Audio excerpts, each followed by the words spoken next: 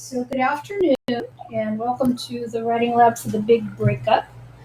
Um, what you want to do is if you have not reached 1.5.2 yet, you want to get there. What this allows you to do is you'll be able to complete the work so that you can turn the essay in on time and then just go back later and do the prep work for it because we are going through some prep work today. So as long as you're here, actually kind of helps so you can go back and do that a little bit later. So what you want to do is create a document that says Writing Lab on it, and you can submit that for every assignment where there's something you actually have to submit. If it's a discussion board, just put in the phrase Writing Lab. Come on in. Hello. Landon's here. Yay. Yeah, sorry for being late. No, that's fine. We just barely got started. It's kind of rough because I think on some of those campuses, it's a little bit of a stretch to get here at one. So. No, I came home from home. Okay. Yeah, I wasn't. We do have someone else who'll be coming in a little bit late. He already told me because he's coming from west. He's got to walk over. So. Anyway. Okay, so just make sure that you get up to 1.5.2. That's kind of our starting point for today. And this also can, that way you're not too far behind. You can get to the essay on time so you can turn in that first draft. We'll talk more about that a little later.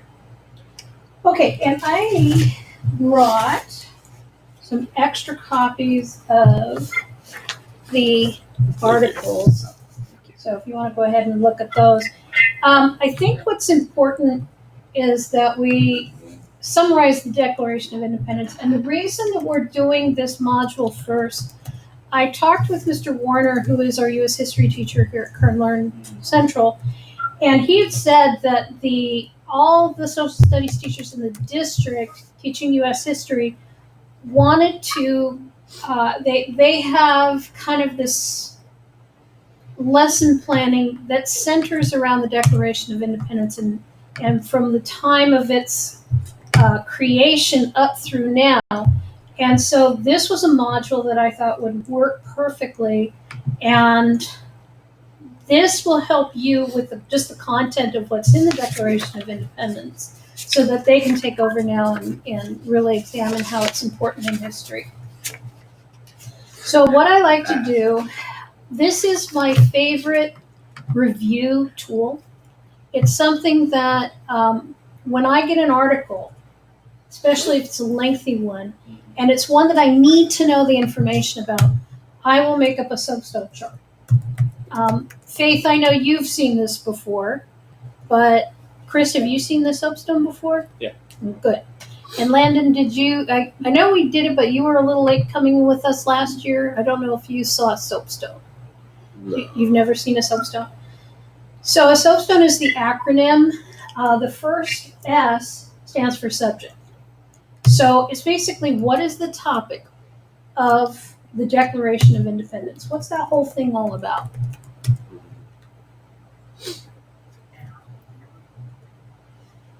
Something that, let me think. Declaring independence from Great Britain. Right. That's what it is. The colonists are declaring independence from Great Britain. That's really all. It's got a lot of detail to it, but that's its overall subject matter. Now, the occasion is that point in time in history where all of these other influences come in, and it's kind of like the straw that broke the camel's back. Mm-hmm. So, what was the occasion that prompted the writing of this document? The colonists being tired of Britain's reign on them. Correct. When you look at that list of grievances, and I believe the total number is 27 grievances, it seems like they were just, trying to exist, but then there was finally something that did it. Now, there's also the shot heard round the world, and I don't know if that's actually the occasion, because there is some time between when that happened and when the document was written. Do you know what the shot heard round the world was about? It was the war between the colonists and the army in Like The American Revolution. It begins it because what was it about the British militia, Chris? Do you remember what happened? they were coming to seize the Americans' weapons. Yes. And now, when you think of who the colonists were, we see colonists, we think of Thomas Jefferson, George Washington, powerful men. No, the colonists were farmers, tradesmen. They were working in they're just trying to work and make a living for themselves and their family. Their weapons were not really to protect their property so much as go hunting with. And so there was a standoff, and nobody knows who fired the first shot. Nobody knows for sure. The colonists say the British did, the British said the colonists did. Whoever it was, that started, first of all, a very bloody battle right then and there, and then everything kind of snowballed from that point on. So the occasion indeed is how they were treated by people who were supposed to be on their side. Now, the audience is who is supposed to get the message of this document. So who is supposed to be reading this document? The British. One particular Brit in The particular, the king. George. This is all for King George III. Now, there is a secondary audience. Who's the secondary audience? The Americans. That's right, the colonists. Because nobody wants to go to war. Even those who are trained soldiers, they're all in agreement that war is not a good idea. But if it becomes necessary, then you have to do it. So it also was the way for the governors of the colonies to include the people themselves. And the colonists did have to agree. And so that's why, when you took that quiz at the beginning, not all of the colonies signed off on this.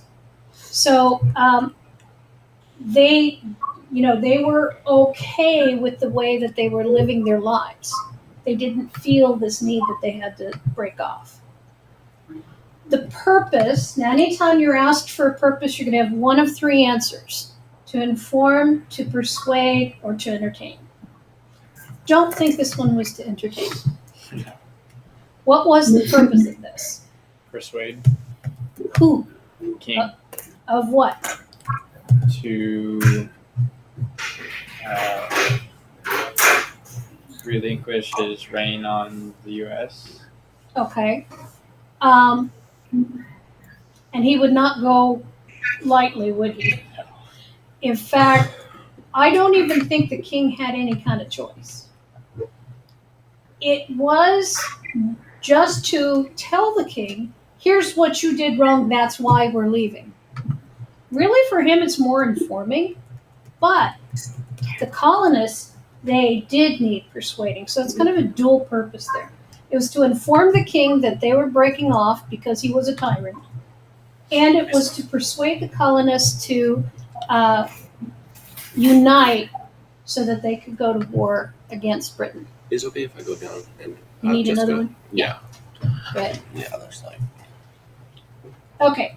Speaker. Now, the speaker is always whoever has written it, but remember that it wasn't just one in this case. Who were the writers of the Declaration of Independence? Thomas Jefferson. He's the primary, Thomas Jefferson. Right? Benjamin Franklin. And then there's two other guys that I can never remember their names. Yeah. I could call them Rosencrantz and Guildenstern, and I just don't think that would be right.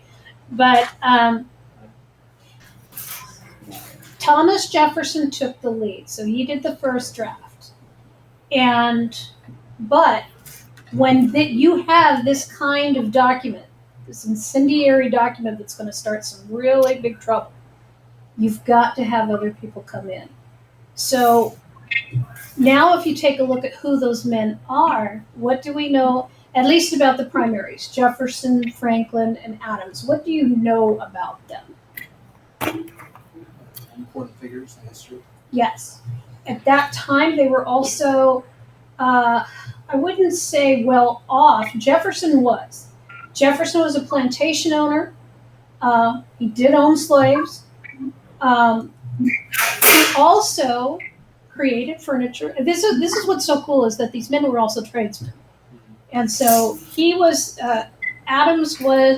Jefferson was a furniture maker. What did Ben Franklin do on the side when he wasn't being a politician?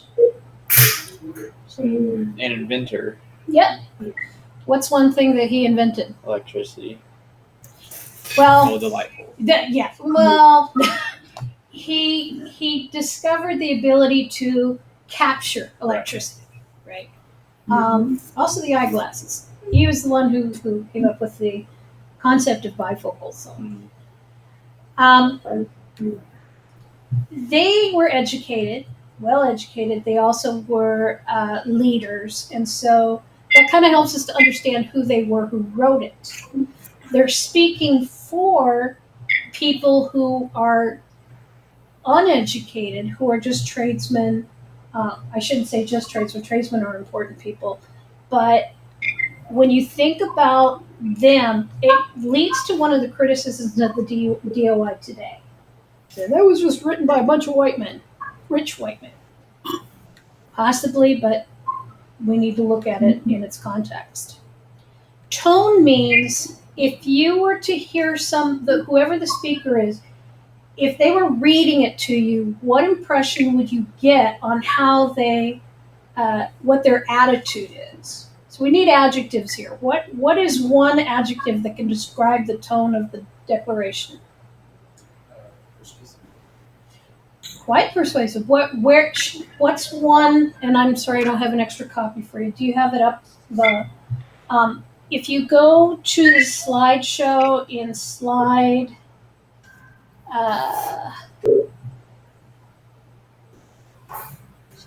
Here. Okay, if you go to slide 7, if you click on that America is not a normal country, that link will take you to all of the whole PDF with all the documents in it. Okay, so what are some words that he used that indicate this is persuasive?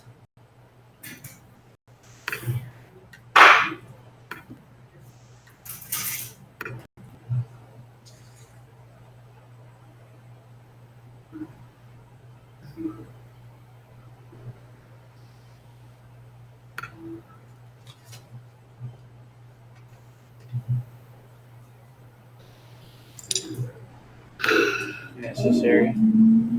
Necessary. What else?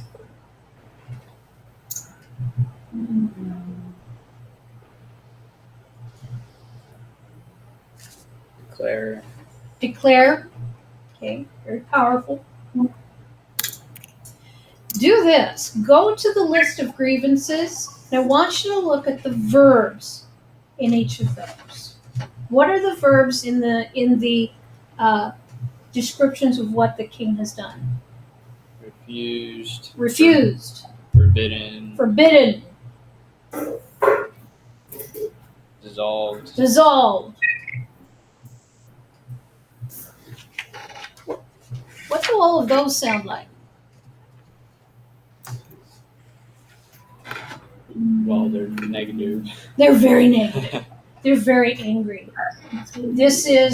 We have had enough. So, and to use though, especially that tone to anything addressed to the King of England was treason. And so, very purposeful tone, and necessary for the job that it was doing. Okay, so now, I sent out the apology there on the survey. I had looked at it and I thought because I was going to reference where these are, and then I realized You don't actually give the survey. How could I do that? I have you come up with survey questions and not actually go out and do it. So I fixed that for next year. Don't worry about it this year. If it helps you to talk to a couple people, maybe parents or another teacher or other students to get some information, that's fine. But we don't have time to go through this right now. So if you get to that point, I think it's 1.5.0, if you just want to put either skip or moving on, that's okay. If you do it, I will give you points. So what happens is it's not going to work against you, but it can work for you if you do put an answer there. So it can help if you're interviewing a friend and you ask them, hey, what do you think of the Declaration of Independence? But whatever they say becomes a really good quote for you to use in either direction. So it's just something that can help later on. So primarily you're going to be looking at the 2 articles from the Washington Post, but I've also included in this presentation, the Washington Post tends to lean in one direction.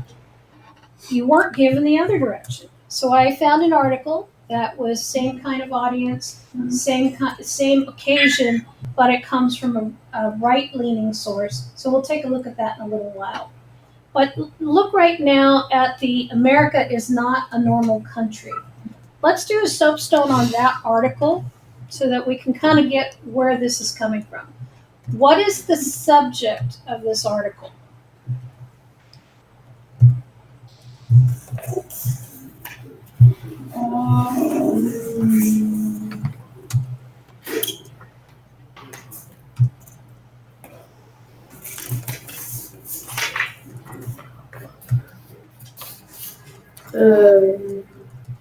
You got a lot of hints in the title. America. Comparing America to other countries. Does it compare them to other countries? By saying it's not normal, and by saying it's not normal, it's asking the question, what is a normal country? I disagree, because it does define what's not normal. What is not normal in this art, or that the author of this article is saying? What is not normal?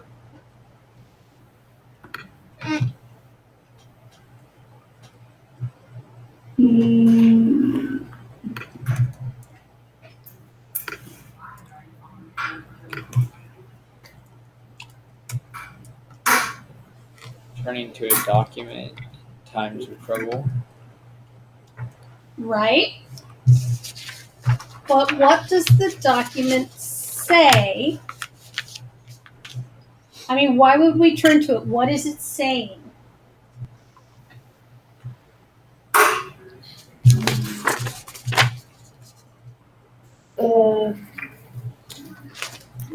It's talking about how people can apply like what the Declaration meant then to today. Yes. And especially then, okay, let me ask you this. Why bring up Lincoln? Why was Lincoln a source? Right. And the Declaration of Independence, what is the flaw? But the people who wrote it were slave owners. Yeah. You cannot write a document that says all men are created equal and then go around and own people. Hypocrites. It was hypocritical. And in fact, that hypocrisy was addressed. You can find that in the textbook when you're reading it the way Jefferson wanted it written versus what comes out now. Remember that it said in the beginning, Jefferson had put that we had the right to life, liberty, and the pursuit of what? Happiness. Not happiness. Oh, property. Property. And that included people property. So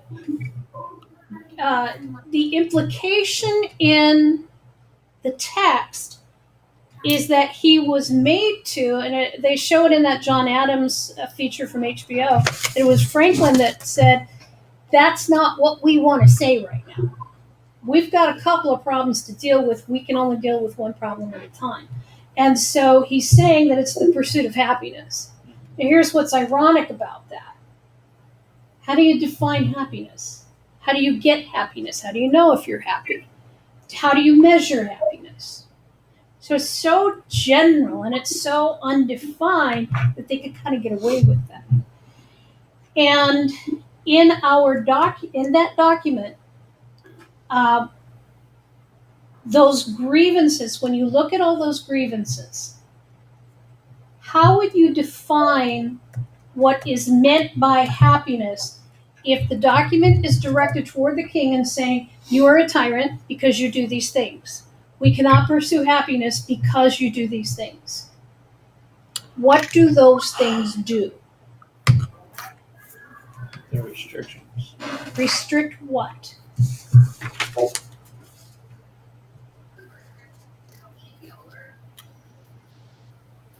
Let me go ahead and bring up the grievances.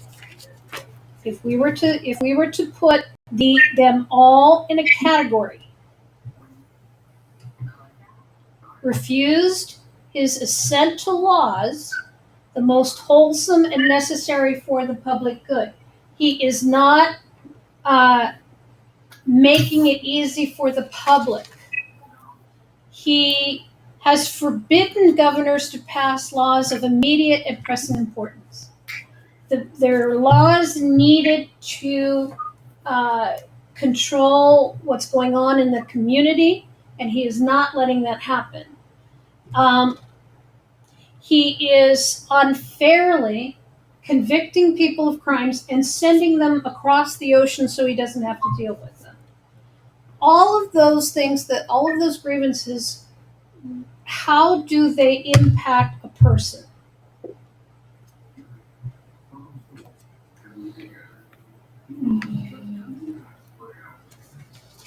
Well, it makes you angry because you're not getting the freedom that you think that you deserve. You just said the word. Freedom.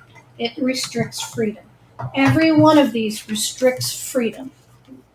And so the topic of that, so what they're saying is that we need freedom to make our choices, to govern ourselves, to live our lives as we see fit.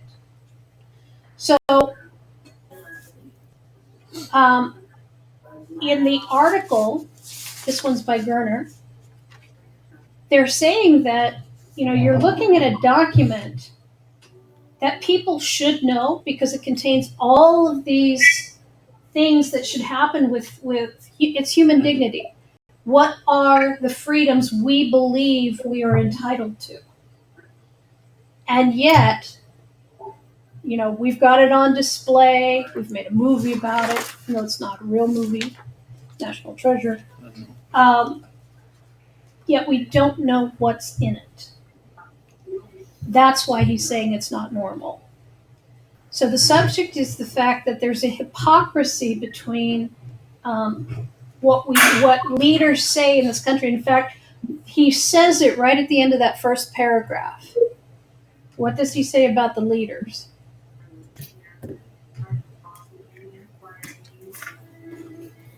Helped us turn to a different document, the Declaration of Independence. Few seem to be doing so now. It must be in the second one. It's after the dashes. He says something after the dashes about the leaders.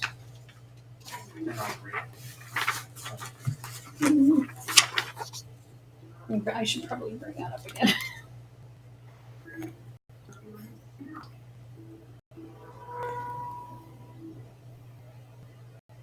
Expose the nation's horrifying hypocrisies. It is another sign that we lack real leaders. So what he's saying is that the leaders of the country we have now are not abiding by these truths that we have laid down as the foundation of why we are living in an independent state. So that's his subject. There's a disparity between the two. The occasion, take a look back at the article. What was the occasion that you think prompted Gerner to write this? Now, in order to do that, you have to know when it was written. When was it written? 2017. 2017. Oh, July 4th. July 4th. What's significant about that? That's Independence Day. That's the Independence day Day. the Declaration is written. Right? What's significant about 2017?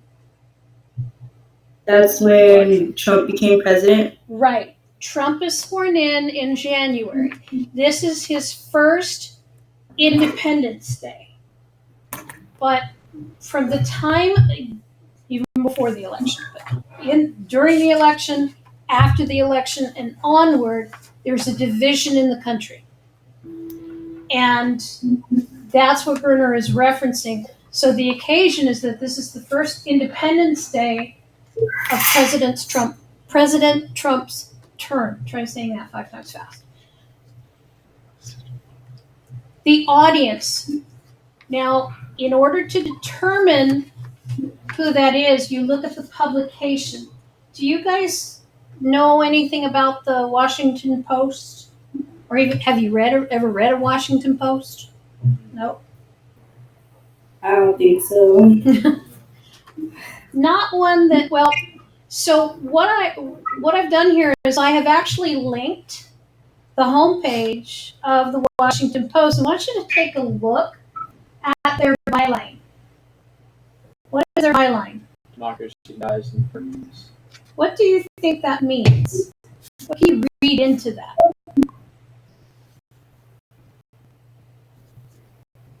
Democracy is slowly dying or going away. Okay. And the darkness?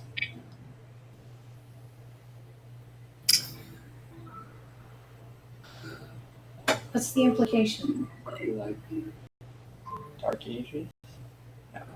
Could be. That's a logical assumption there.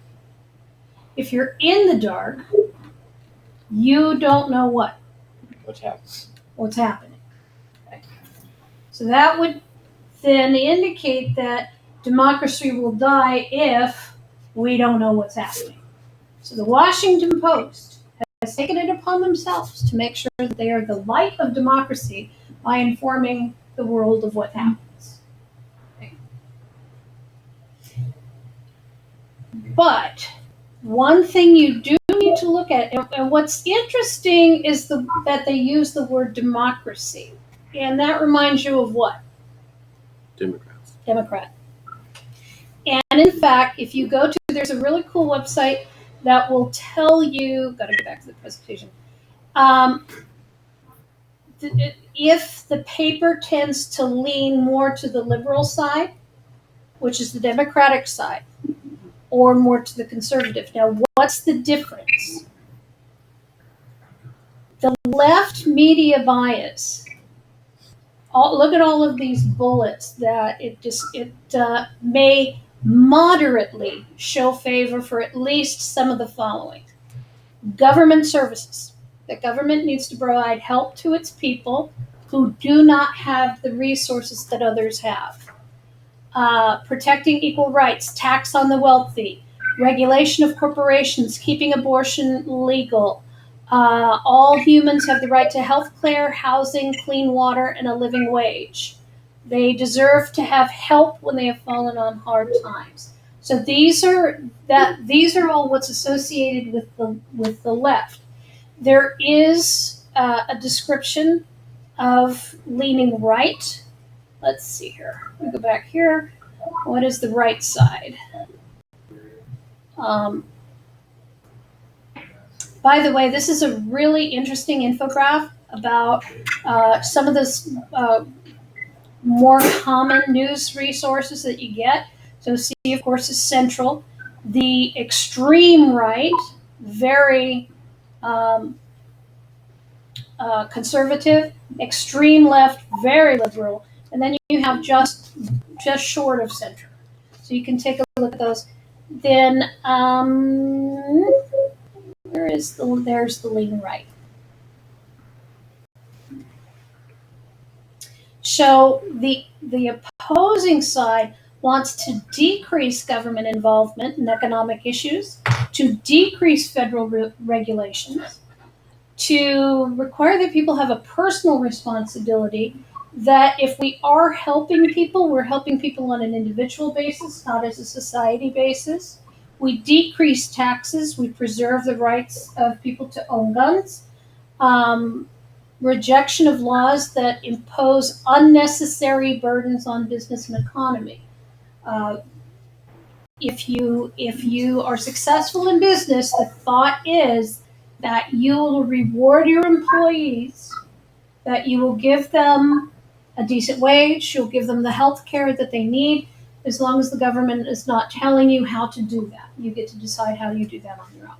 So that's what the right leaning is. So in this case, as you look at the Washington Post, who are the people who are primarily going to read this?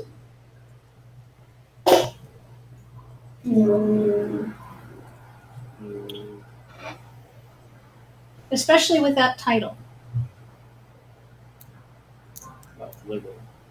They're going to be liberal, and chances are they're going to say, yeah, I know they're not normal. Well, Americans are not normal at all. So they're going to be interested in this. Now, what's the purpose? Again, is it to inform, to entertain, or to persuade for this article?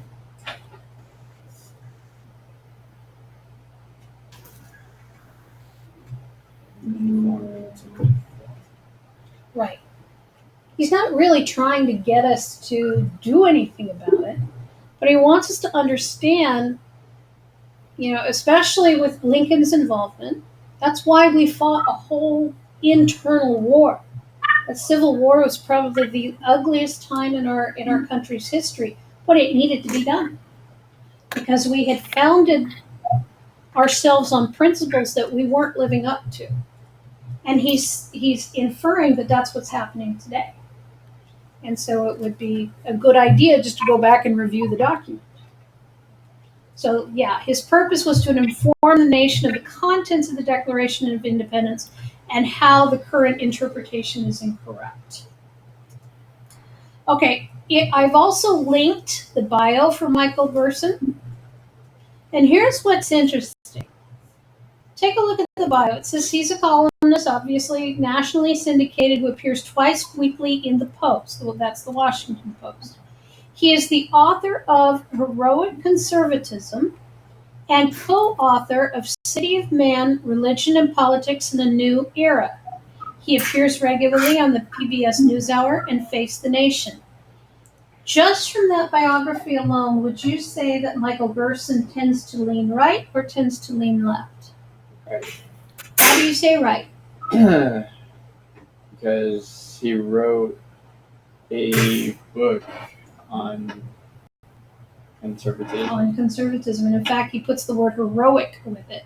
Heroic conservatism. What that makes me think of is, if you are a conservative right now, you're getting attacked from a lot of different angles.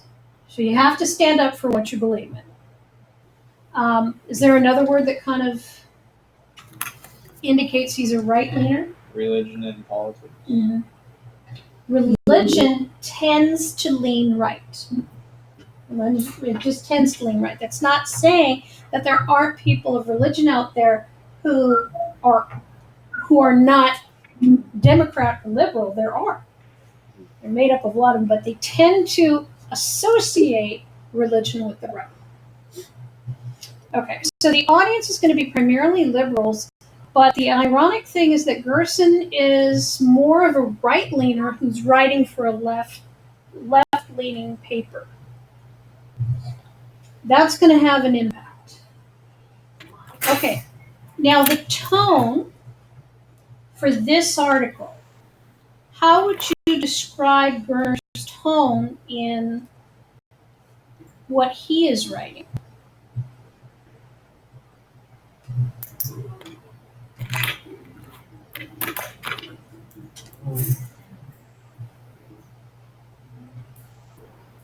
Oh, shoot.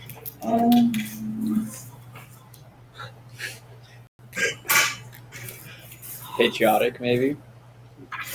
And where are you finding evidence of that? Paragraph numbers. Some of it in one. One. And what phrase are you looking at? Oh,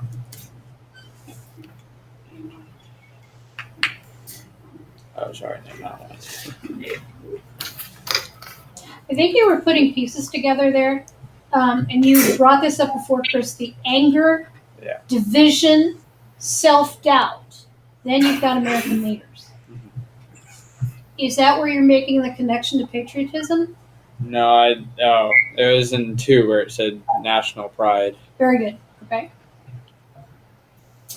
And that's kind of, it's interesting the way he puts up how we approach the Declaration of Independence and the Constitution. By the way, and this, I'm speaking from personal experience. I think a lot of it has to do with the fact that when we discuss the public documents that made our country, we tend to think that they all came together in the same volume because that's how they're presented to us.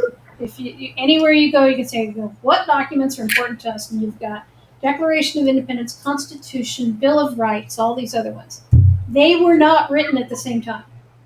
They all had a different purpose. They were all written for different times, different audiences. The Constitution is the one that has the laws. We do not have the Constitution until after we have established our government. So the Constitution doesn't come around until 7 years after all of this happens. So we turn to the Constitution when we ourselves are asking about what's right for us, what's the right thing to do. We tend to stand united when it comes to the Constitution. But when it comes to the Declaration of Independence, there is division. And that's because there is some hypocrisy embedded in that document. And it wasn't the first document. Some of the other ones that you'll be studying later in the semester preceded this one. And the one that the little recording that you listened to, that's about the same time. So there's been debates about each one of these documents. So the Declaration of Independence is the one that people kind of are throwing at each other almost as a weapon. So that's what he's trying to put together here. So I do think it's a sense of patriotism, but it's also a sense of, I wish I could put a word to snap out of it, people. Yeah. It's almost like he's Like a smack on the back of the head. right, disciplining or admonishing, I think is the word I'm looking for.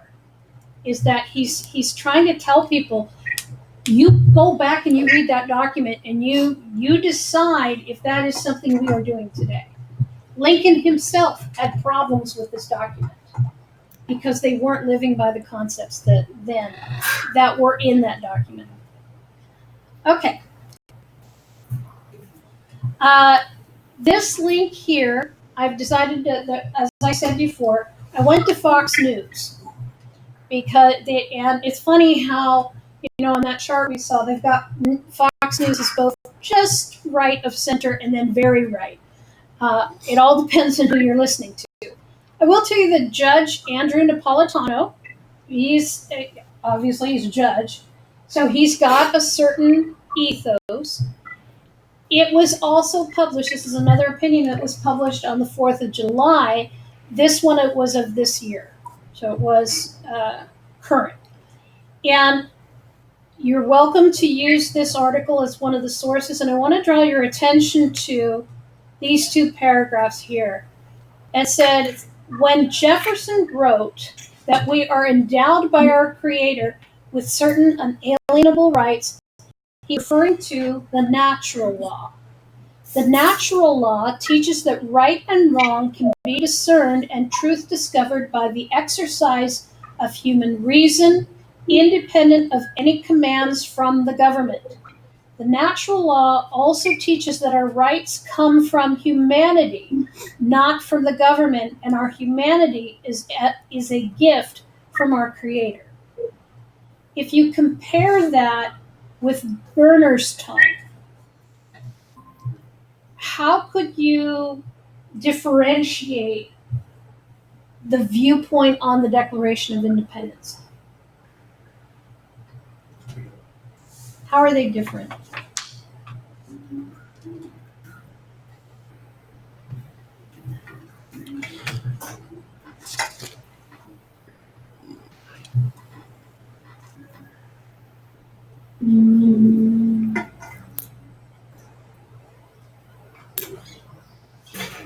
I'll give you a hint. The word appears, or the phrase actually, the inference appears in both paragraphs. Teachers. Natural law. It's natural law that comes, and remember, dashes act like arrows. They point out what's important, not from the government. So here's where the division comes from. Healthcare. Everyone has the right to be taken care of if they're sick. True or false?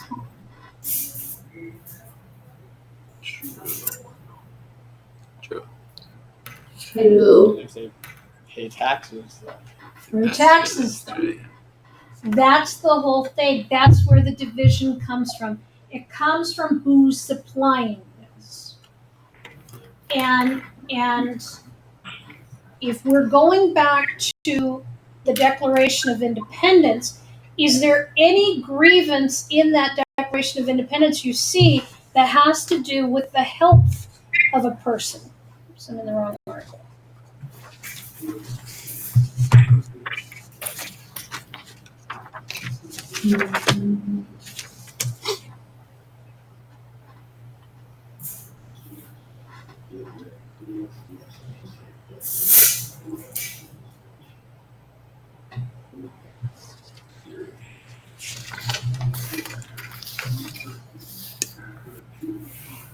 Now, we could argue it's right here.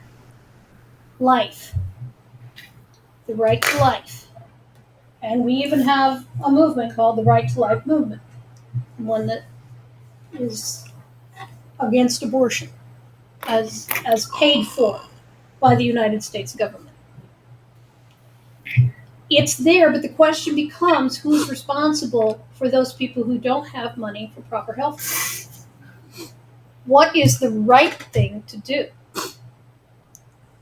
our tax dollars pay for people's hospital bills who aren't able to pay for them. Mm-hmm. What is the logic behind that? Because there is logic behind it. What is it?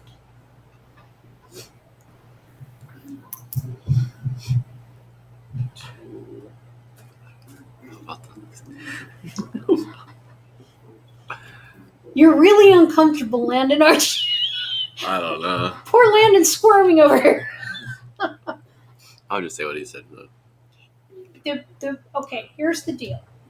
It's the same reason we make you guys go to school. We do not make you go to school to torture you. We don't. Although some students tend to think so. And Landon especially thinks that's what we're doing. We send you to school because you need to learn how to make the most out of your life.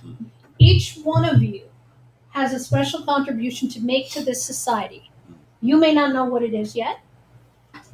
We don't know what it is yet. But the only way you can contribute to a society is if you're educated and we keep you healthy and we make sure you have food and you have what you need to reach your goals.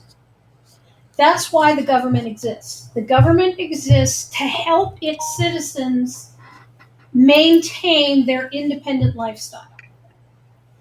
Where it gets fuzzy is when people cannot afford to do that.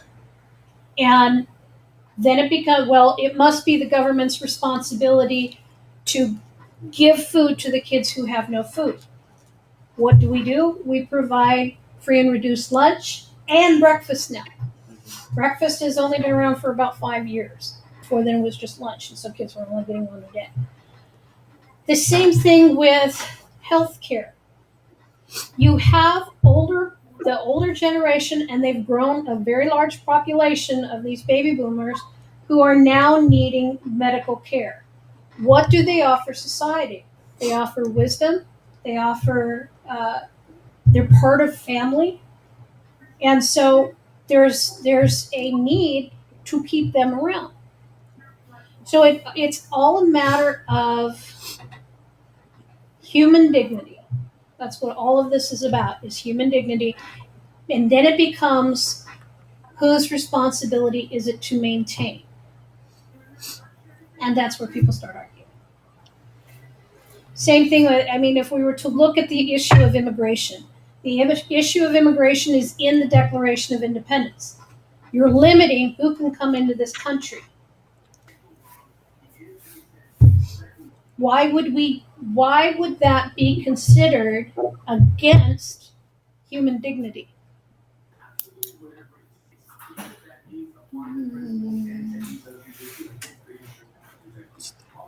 Why should immigrants be allowed into the United States? Pursue their dreams. To pursue their dreams. Yeah. To offer our society something we have not had before.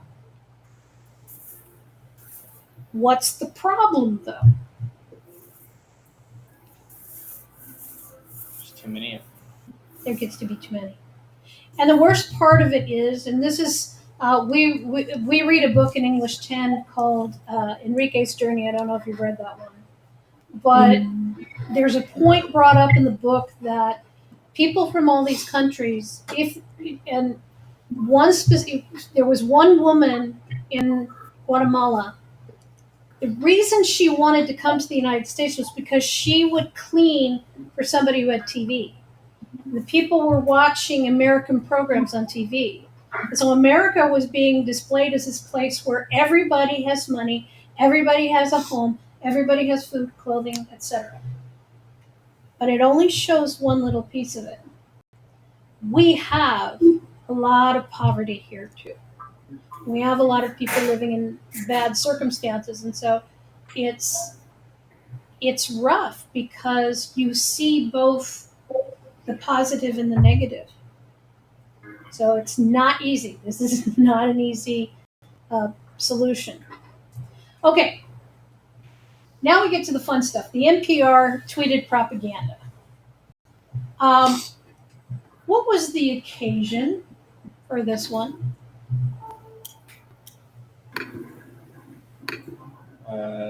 To read the grievances.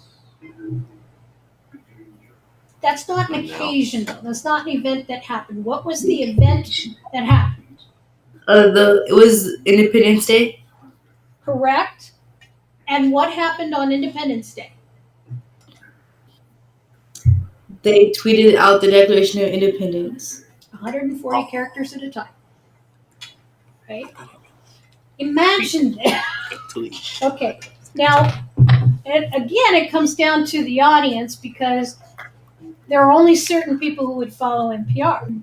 NPR stands for National Public Radio. They're a left-leaner. But once you tweet something, and the whole purpose of tweeting is to get it out there, so all the left-leaners who followed NPR retweet it. And I'll bet they have a few conservative friends. What do you think that did to those conservative friends? No.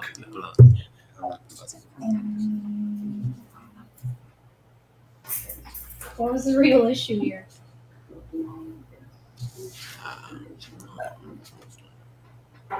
I think they offended them. How? What did the people read? The right leaners, because that's probably the right leaners that we would look at here. What did they think? They thought they were talking about Donald Trump. That's correct. Yeah. There was no, and this is why pronouns are so fuzzy. Especially and I have to say it every now and then. Somebody will write a quote and they'll say, he said that, but they'll never say who he is. Now, This is a public document. Everybody should know what is written in the Declaration of Independence and who he is. Who really is he? Who's the he in those grievances? King. King George. That's right, King George III, who happened to be crazy because he had syphilis. That's why he did a lot of things that he did. He wasn't in the head very well there. So, what assumption can an unbiased observer make? And Wang here writes this in a very unbiased manner. She's only just saying, here's what was tweeted, here's what was replied. Here's what was tweeted, here's what somebody said. But what assumption can we make about this event that happened?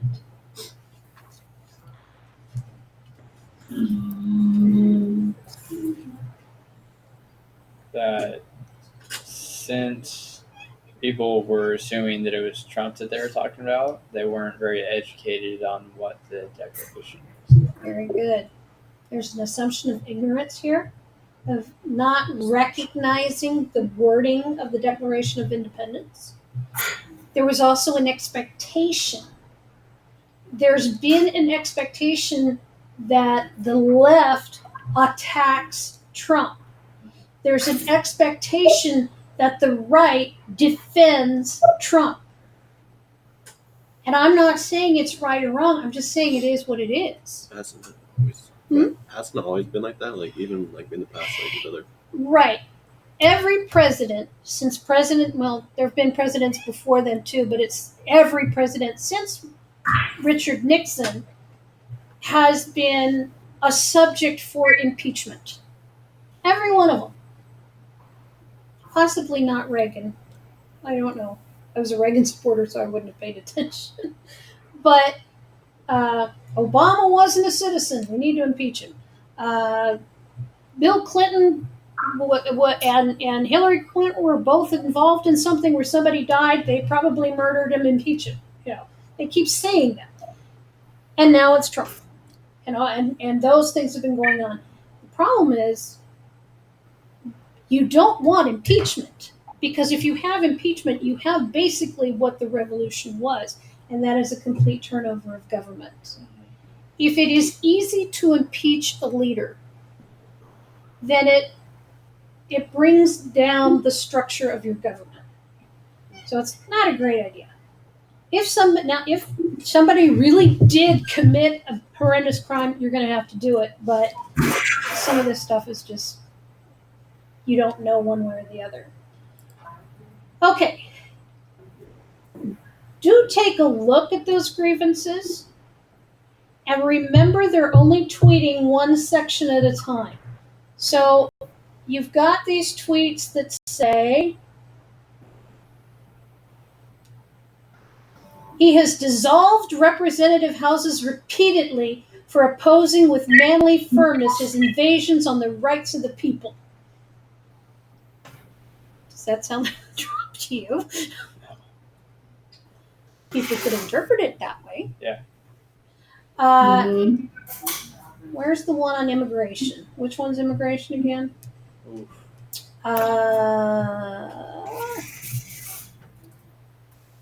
I like this one. He has made judges dependent on his will alone for the tenure of their offices and the amount and payment of their salaries. Do you know what that means? The judges are going to vote the way the king wants. And if you watched any of what happened with the last judge that was confirmed, what's his name? The one that Matt Damon kept playing on Saturday Night Live. People could make a conclusion there based on that. But the one about immigration, looking at that one, he only allows certain immigrants into the country or some such thing. For suspending our own legislatures and declaring themselves invested with power to legislate for us in all cases whatsoever.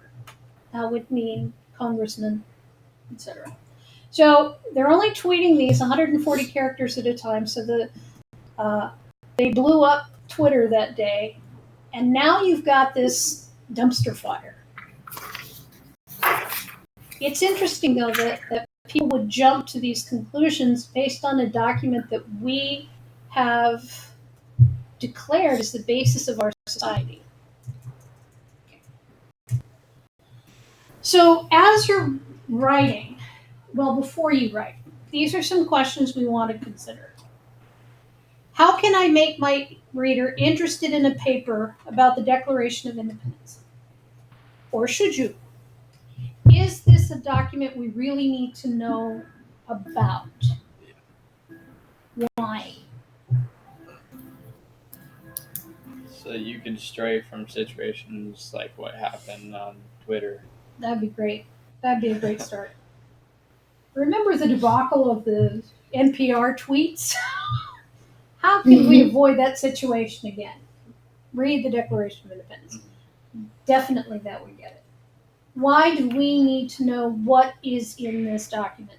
What would be another reason? What would be probably the most important reason? We're like informed about our rights, or Yeah. We need to be informed.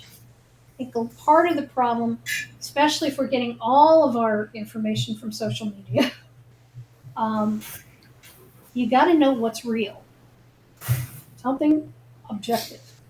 So what background information does the reader need to know to understand the importance of the Declaration? Why it was written. Exactly. That purpose is super important. Anything else? Who wrote it? Who wrote it? And why is it significant that we know who wrote it?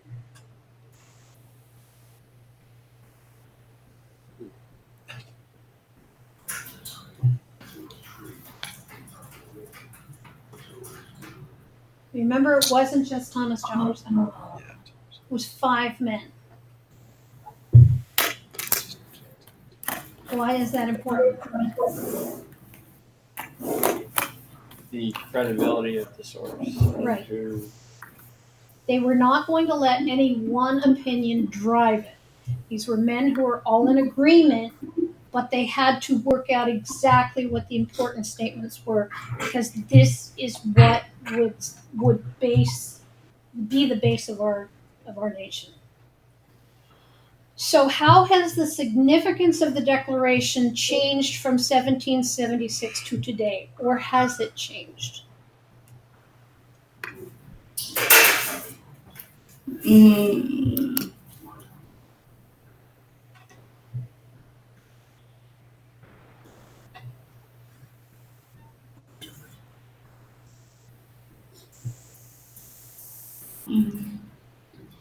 Well, now we don't have to separate from Britain because we're already separated from them, which means that this is just something that we can look back on of what our rights are and how we were separated from Britain. Right. The other thing is that other countries have looked at our government. Other countries have looked at this document.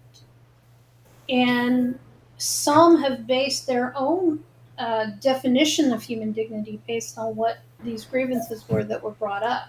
And so it does help give us a point of discussion, because there are certain things where, I mean, are there any of those grievances that you think, well, the colonists were a little bit whiny on that one? I think, maybe we need to kind of back up and look at that one again. Is there any one of those grievances that was unjustified?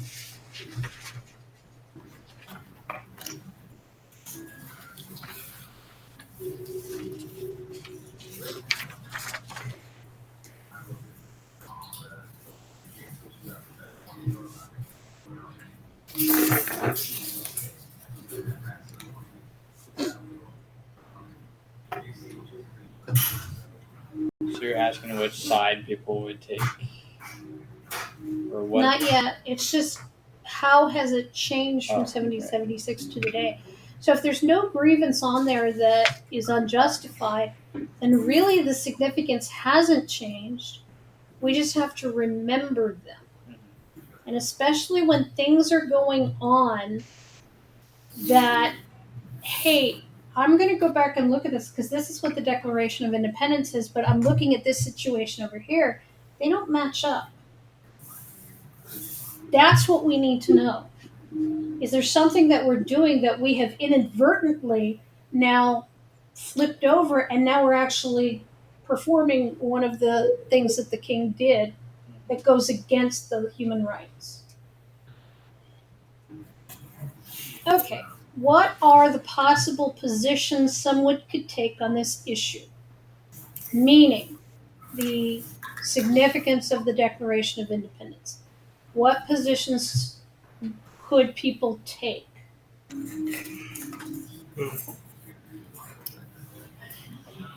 They could either be against it or for it. How would they be against? Against what part of the Declaration of Independence? Why the colonists wanted to separate. Okay. And so you're saying that those situations don't apply for today. So today we need to look at we need to look at revising possibly, or is that something somebody might say?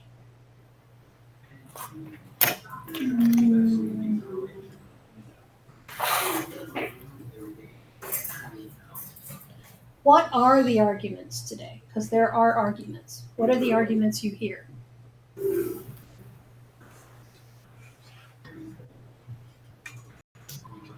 I know you're hearing them.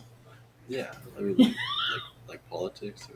Yeah. So what's the main some of the main political arguments going on today? Immigration.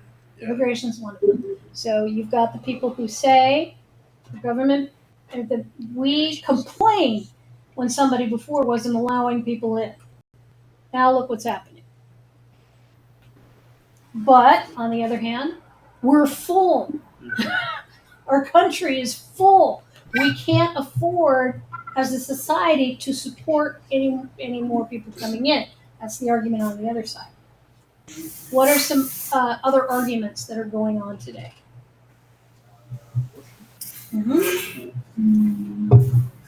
If somebody is in trouble, whether it be too young, a result of rape, whatever, and that person needs to have an abortion but can't afford one, you need to be able to go and have one. But there are taxpayers who don't want their money to be funding abortions because they believe it's morally wrong. That's a big one. Now you're looking at which one of the grievances. Again, that comes to the right to life. Actually, it's not one of the grievances. It's the right to life. What's wrong? I think I closed it. Oops. So any one of those, it really comes down to how big is the role government should play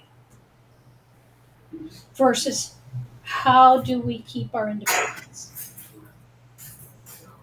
Here's 4 questions to consider. What are the arguments in favor of my position and how can I support them? Again, you have 3 articles, so if you want to take a look at that third one, especially if you're leaning right. It is okay to lean right. I find myself day to day, I'm not sure if I'm leaning right or left. I'm kind of spinning around is what I'm doing. What will people who disagree with me say? What are the arguments against my position? And then how can I refute them? And then what do I want my reader to believe or do after they finish reading my essay? How do I want them to feel? So this is your voice. You're actually entering a conversation. And you would be entering this conversation with Gerner and his readers, with Judge Napolitano and his readers, with even the framers of the Declaration of Independence. You're entering in a conversation with them. Maybe even think about, if you could time travel and say, guys, you should see what it's like 225 years from now. What would you say to them? So for the thesis, here's your full prompt. What is or should be the role of the Declaration of Independence in our country today? taking into account, he didn't do the survey, so never mind that. And the 2 articles from the Washington Post and the text of the Declaration itself, write an essay in which you define the role that the Declaration should have. Support why it should have this role, discuss some concrete things that can be done to achieve it. So, your working thesis, it's going to basically have the same sentence down. The Declaration of Independence should go from there. What is that role? Does anybody want to try theirs out? See if it sounds good? What they think they might go for?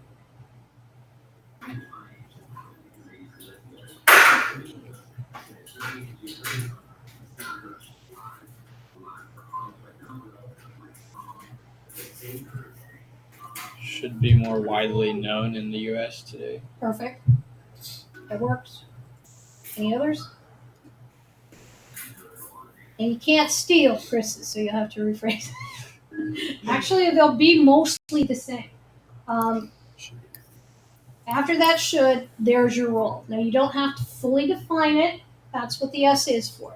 But you do want to indicate how important that document is, or isn't important at all.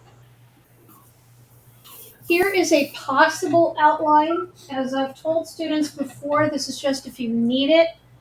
My job at this point is to put you through a Jane Schaefer 5-paragraph essay detox. We're starting to break away from that now because that is not how writers write. They use the same basic principles, but they do it in a more mixed up kind of way. We want to hear your voice. We don't want to hear, this is my introduction. In this essay, I'm going to tell you that. That might have been good for 7th grade, but you're in 11th now. So for certain, you do want that introduction to have a hook and that thesis. The hook is what gets people into it. If it is, so let's avoid another debacle like the NPR tweet from July 4th of 2017 or 18 or whatever it happened. And then your thesis. Real short, draw the reader in, and then get that thesis down there. Now, you are asked at some point to give a summary of the document, but you don't want, this document's too big to summarize. Unless you're going for what I call the soapstone information. What's the subject, the audience, the purpose, all like that. Don't use the word soapstone, just we need that information. Give the reader the purpose of the document, because that's what you said earlier was necessary. The colonists had had enough. There was so much that was being done to make their lives miserable that they finally decided that they needed to break free of that monarchy. And so they made a list of grievances that contains basically violations of human rights. That's all you need right there. Just don't copy what I just said. They're going to be rewinding the tape. What'd she say? That's good. What we know from history, evidence can also come from the 2 articles. So there you may find something that Gerner has said that you think, hey, he says that just the way I want to say it. And then you can go ahead and cite him. You also need to define that role of the document today. So you're describing how it should impact our country and who should know this. What we talked about in the first session today is that you guys, right now, you are living in a time where there's a big flux going on.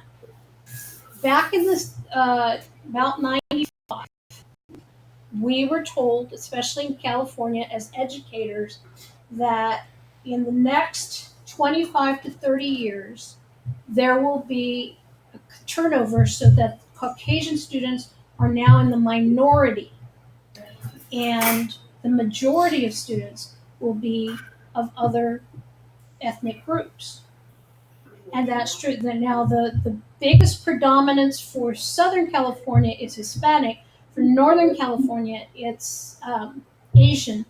But still, we have now just, we're only a small piece of the pie as white people. That's it. And so now we have this flux going on. Why does it seem that the role of government doesn't seem to reflect that? Some are arguing it is, some are arguing it isn't. And so I think you guys are in a prime position now to start talking about what America looks like to you. So, okay, the conclusion, of course, what should be the next step? How do we educate people with this? What do you want your audience to do with this information? What should they, what should they do now? I do want this in MLA format. That now's the time to start really practicing. When you go to 1.5.4, there's a link there that takes you to a resource page. And on that page, there's another link to the MLA pre-formatted Google Doc. They do it all for you. Love Google. I think we've sold our soul to Google, but they've also made our lives easier. So that means we want the correct heading. It should be double spaced. You do want to have in-text citation. So there's a little video on that reference sheet that tells you how to do the in-text citation. And then you're also going to do the works cited because they work hand in hand. You only have the 2 articles. Unless you use the Napolitano piece, then there's 3. You do not need to cite the Declaration of Independence. It is in the public domain. What would be helpful is if you just said in paragraph 5 of the Declaration of Independence. It's all you need because everybody else can find it wherever they are. Okay. All right. Due dates. So the first draft is due Thursday at 11:59 p.m. The reason that's so specific is that at 12 midnight on Friday, September 6th, peer reviews automatically get sent out. I always have in my writing artifacts a time where you get to see somebody else's work and you get to kind of help them with a focus point. You are not grading this person's essay. You don't have the credential for that yet. But I am giving you a list of things to look for so that the other person can say, was I successful in how I presented this? And then if they look at your review and think, oops, I didn't get this part right, now I need to go back and revise it. So, but in order for that to happen, you have to make sure that your essay is in so that Canvas can send it out. And we'll have a peer review partner like last. Right. Okay. And those are due on Monday, September 9th at 11:59 p.m. So I did give, there's a slide here. Here's what happens if it doesn't come in then. If your first draft is submitted late, it is going to get a 15% deduction because it's not going to be available for peer review. And at the same time, if it's not there for peer review, you're going to have to review your own paper. So again, it's going to result in a 15% deduction. Now, these 2 are different categories. The first one is a writing artifact category. The second one is a discussion category. Discussions are worth 15%. The essay is worth 50%. So the other good news is that at the end of the semester, the lowest score in each category gets dropped. So if you miss the deadline this time, it could potentially be dropped at the end of the semester. The peer reviews need to come back so that the people who know that they're going to do the revision will know that their review should be in by, and as it said in the previous slide, that would be Monday by midnight or 11:59, because they need to look at it before they're going to turn in their final draft or revised draft. There's never a final draft in my class. I have given you, because as Landon can attest, this is tricky. It's tricky to find everything and to get that in. So I have given you a link in 1.5.5 that takes you to how to do the peer review. There's a little video that shows you where it is. But basically, here are the same instructions. You got to go back to where you first turned in the essay. Well, you have that little information, success, you've submitted it on this date, blah, blah, blah. It's at the bottom of that box, but you won't get it until after midnight of that day. Once you, was that a question, Faith? I guess not. So you open the link to the person's document. You open a new tab to a Google Doc. In 1.5.5, there's some questions. You just need to copy and paste them from the lesson, put it in the Google Doc, and then read the person's paper and answer the questions. Okay, question? Okay. When you're finished, you're going to click the blue share button to get the shareable link. Automatically, that copies the link for the URL. You don't even need, it'll say, copy the link. You don't even need to do that. It's there, and it's in a readable form for everybody that you give the link to. Take that link and paste it where it says add comment, and then just upload the form there for 1.5.5. The instructions are there. That's a lot of information. You're kind of like, I'm not going to remember that. You don't have to. You get this. It'll be there. Okay. Any questions about any part of this? Now is the time to ask. So you know how you said we'll be submitting the essay, and then like the peer review. So like after midnight that day, like basically like You go back to where So, you like- did the essay. yeah, no, I understand that, but like once we have like our peer review partner, like is there a due date for them to answer those questions? Like Right. that's So that due date is the Monday at 11:59. Okay. So you guys actually have the weekend, but technically you have all of Monday too. I don't Just wanna make assign sure, so that when it looks like I'm assigning homework on the weekends, I'm not. Hmm. Technically, the peer review gets assigned Friday. You do the peer review Friday, or you do it Monday. Okay. But if you want to do it over the weekend, you've got that too. So if you're doing an in-text citation, you quote it, and then in parentheses you put either the website or the author. It'll be only the author. So you're going to have, there's 3 potential authors. Not for the DOI. This is not for Right, the DOI. right. So it'll be Gerner or Wang, or if you use the one that I linked for you in the presentation, Napolitano. So just their last name. Just their last name. It would also help, instead of a page number, because we don't have page numbers, but we do have paragraph numbers. Right. Just use the paragraph number. And the correct punctuation for that, in fact, let me get out of this and I'll just put it up here. Whoops. Here we go. Okay. So, let's say that you have used a Gerner, and there's the, okay, I'm just going to put quote, so that you have the quotation marks. Space, parenthesis, last name, paragraph, end parenthesis, period. Okay, that's the MLA format. Now, like I said, this is just practicing. So I will point it out if it's wrong, just because I'm an English teacher and that's what I do. But we're getting you practiced up so that I'm just hoping that by the time you guys are in college, they won't change MLA again, because they seem to like to do that every 2 years or so. So anyway, any other questions? I'm Faith, how are you doing? You got any questions? No. You're good? Alrighty, well, thank you for joining us. And I will get this posted. There's another one posted at the seminar.